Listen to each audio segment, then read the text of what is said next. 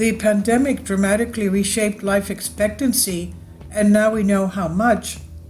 Daniel Lawler, AFP reports, COVID-19 caused the average life expectancy of people worldwide to fall by 1.6 years during the first 2 years of the pandemic, a more dramatic decline than previously thought, a major study said on Tuesday. And this marked a sharp reversal during a decades-long rise in global life expectancy, according to hundreds of researchers sifting through data for the US-based Institution for Health Metrics and Evaluation, IHME. For adults worldwide, the COVID-19 pandemic has had a more profound impact than any event seen in half a century, including conflicts and natural disasters, said Austin Schumacher, an IHME researcher and lead author of the study, published in the Lancet journal. During 2021-22, life expectancy declined in 84% of the 204 countries and territories analyzed, demonstrating the devastating potential impacts of new viruses, he said in a statement. The rate of death for people over 15 rose by 22% for men and 17% for women during this time, the researchers estimate.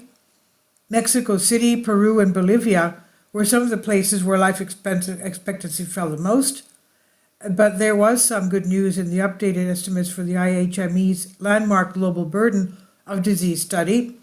500,000 fewer children under the age of 5 lost their lives in 2021 compared to 19, continuing a long-term decline in child mortality. IHME researcher Hume Kwe hailed this incredible progress, saying that the world should now focus on the next pandemic and addressing the vast disparities in health across countries. And despite the setback during the pandemic, people still live far longer than they used to. Between 1950 and 2021, the average life expectancy at birth has risen by 23 years, from 49 to 72, the researcher said.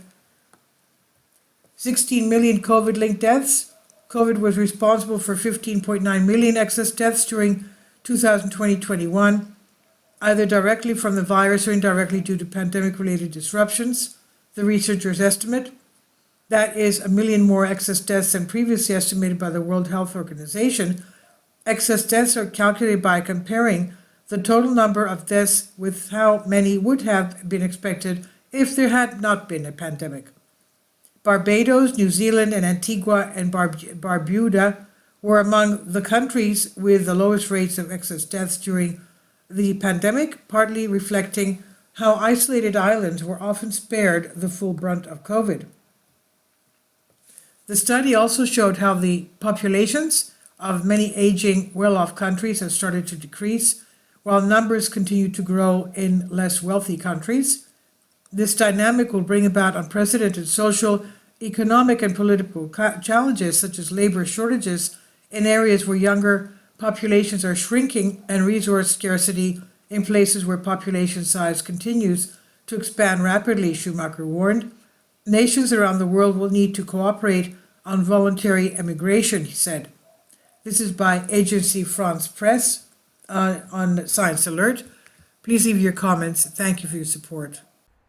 Kindly support my Patreon account. The daily posts are 5 videos daily, and they are totally different from what I have on my YouTube channel. Thank you so much for your support and that you find all my content so interesting. You'll find the Patreon account details in the description box below.